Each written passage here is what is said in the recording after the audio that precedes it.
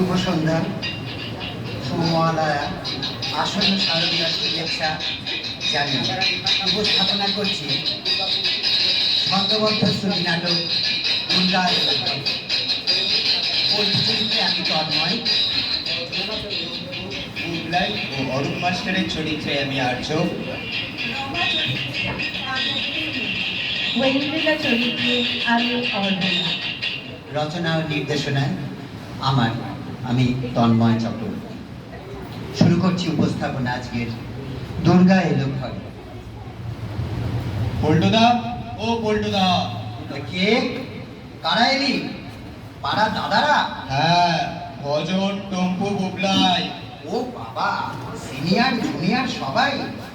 কি ব্যাপার ভাইয়েরা, আগমন কি উদ্দেশ্যে? দাদা, পাড়ার দুর্গা পুজো এবার 50-এ। আরে থাম, বেশি চাঁদা পারবো না দিতে। কোনো চাপ নেই, এবার মহিলা পরিচালিত। বৌদি কাটবে ফিরতে। বলিস কি রে? হ্যাঁ, কোপ মারলি ঘাড়ে? না দাদা, বাকিটা বৌদি বুঝে নেবে। এ ব্যাপারে কথা হবে পরে। আরে তাহলে এখন কি করতে এলি? ঢং? না দাদা, তোমাকে বানাতে হবে পুজোর থিম সং। আরে থিমটা কি শুনি? এই টম্পু বল না রে। দাদা, এবারের থিম দুর্গা এলো ঘরে। বাহ, আইডিয়াটা কার? দাদা ভোজন দা, এগিয়ে সিনিয়র। ওয়েট, আগে চায়ের কথা বলি। এই রমা, শুনেছি চা নিয়ে যাচ্ছে পাঞ্চালি। রমা এদিকে এসো। শোনো, ভাইদের কি আবদার?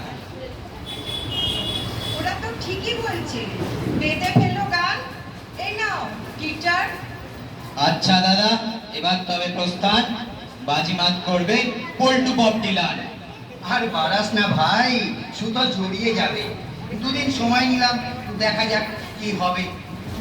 এই রমা, তুমি বলো, এখন গান লিখবে কে? এখন কাকে পাই? আমি এখনই ফোন করছি। কাকে? চাঁদরার অরূপ মাস্টার মশাই বেশ ভালো লেখেন ছড়া, উনি লিখবেন গান। দুর্গা এলো ঘরে, আসুন সবাই দেখে যান। ঠিকই বলেছ। যে মায়েরা সংসার সামলায় নিজে নিরন্ন থেকে, সফিয়া কুরেশি, ভূমিকা সিংয়ের মতো যে মেয়েরা শত্রু বিনাশ করে জীবন বাজি রেখে, যে মায়েরা ভোরের ট্রেনে কাজে বেরিয়ে যায়, কেউ খেতে ধান ছাড়া রয়ে, কেউ মজুর খাটে শহরের রাস্তায়, শহরের কারখানায়, ওরাই তো দুর্গা, উমা, গৌরী, শঙ্করী, শারদা। শিবানী। জানো, মাঝে মাঝে কাগজে ছাপে আমার দুর্গা বাড়ি ফেরে। এই সমাজে আনাচে কানাচে শত অসুরের বাস, রক্ত পিপাসু নখদন্ত অজগরের গ্রাস। যেখানে দুর্গা বাড়ি ফেরেনি, সেখানে শোকের ছায়া। ওদের দণ্ড বিধান দেবে অমৃতা মহামায়া। এই দেখো, অরূপদা এসে গেছেন। দেখো দেখো, দাদা গান লিখে এনেছেন। এনেছি লিখে এনেছি। পল্টুদা, গিটারটা নিয়ে এক্ষুনি বসে যান। এই প্রথম দুলাই বলো শুনি। চিংড়ি ইলিশ ঘটি বাঙাল, চিংড়ি ইলিশ ঘটি বাঙাল, সব মেলে এক সুরে। দুর্গা আসছে বাপের বাড়ি একটা বছর পরে। বাহ, দারুণ হয়েছে। দাঁড়াও, সুর বসাই, তুমিও বলো কেমন লাগছে। চিংড়ি ইলিশ ঘটি বাঙাল, চিংড়ি ইলিশ ঘটি বাঙাল, সব মেলে এক সুরে। দুর্গা আসছে বাপের বাড়ি একটা বছর পরে, দুর্গা আসছে বাপের বাড়ি একটা বছর পরে। বাবা, বলছি শোনো শোনো, স্বামীর বুকে চলল গুলি বিনা অপরাধে। স্ত্রী দেখে কি করবে বলো হঠাৎ বড় মাঝি। আকাশ জুড়ে ছুটল যখন অশ্বমেধের ঘোড়া, দুর্গা বলল আমরা আছি, ভয় পাবি না তোরা। নিজের সঙ্গে পরের সঙ্গে অনেক যুদ্ধ করে আসছে উমা বাপের বাড়ি একটা বছর পরে। আরে রমা বৌদি, তুমি কাঁদছো কেন?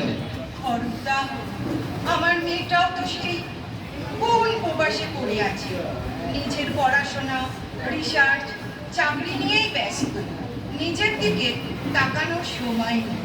আরে তাতে কি হয়েছে, ঐন্দ্রিলা তো ভালো আছে। ও আমাকে ফোন করে বলেছে, স্যার কাজ শেষ হলেই বাড়ি ফিরবে। তুমি দেখো ও ঠিক চলে আসবে।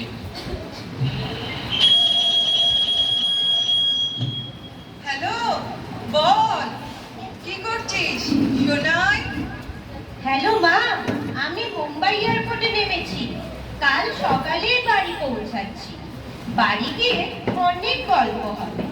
তোমার জন্য একটা সুন্দর শাড়ি কিনেছি। টাটা।